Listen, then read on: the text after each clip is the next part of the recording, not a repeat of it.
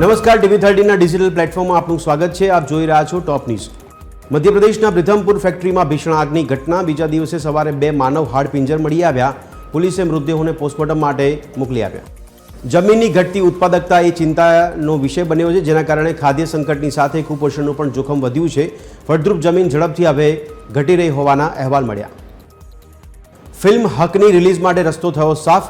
હાઈકોર્ટે શાહબાનો બેગમની પુત્રીની અરજી ફગાવી દીધી. બંને પક્ષોની દલીલો સાંભળ્યા પછી કોર્ટે પોતાનો નિર્ણય જાહેર કર્યો. ઝુબિન ગર્ગ કેસમાં વધુ એક વળાંક આવ્યો. આસામના ભૂતપૂર્વ ડીજીપીના ભાઈ પર લાગ્યા આરોપ લાગ્યા બાદ CIC પદ પરથી આપ્યું રાજીનામું. રાહુલ ગાંધીએ જે બ્રાઝિલિયન મોડેલનો ઉલ્લેખ કર્યો, તેમણે સંપૂર્ણ વાર્તા જાહેર કરી છે. લારિસા નેરીએ જવાબ આપતા કહ્યું કે તેનો ભારતીય રાજકારણ સાથે કોઈ જ સંબંધ નથી.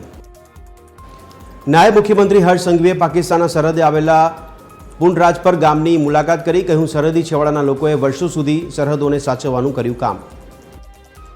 તો રાષ્ટ્રગીત વંદે માતરમના 150 વર્ષની રાજ્યવ્યાપી ઉજવણી કરાશે. આવતીકાલે મુખ્યમંત્રીની અધ્યક્ષતામાં વિધાનસભા પરિસરમાં વંદે માતરમનું કરાશે સામૂહિક ગાન. ભાવનગરના ભીકડા ગામના જવાન ફરજ દરમિયાન અકસ્માત થતા શહીદ થયા. લખનૌ ખાતે ASC બટાલિયનમાં ફરજ બજાવતા હતા. પરિવારમાં શોકની લાગણી ફેલાઈ. તો અમદાવાદના ન્યૂ મણિનગરમાં જર્મન શેફર્ડે 2 બાળકો પર કરેલ હુમલાની ઘટનામાં શ્વાન માલિકની ધરપકડ. અગાઉ પણ બાળકને કરડ્યો હતો આ શ્વાન. મની લોન્ડરિંગ કેસમાં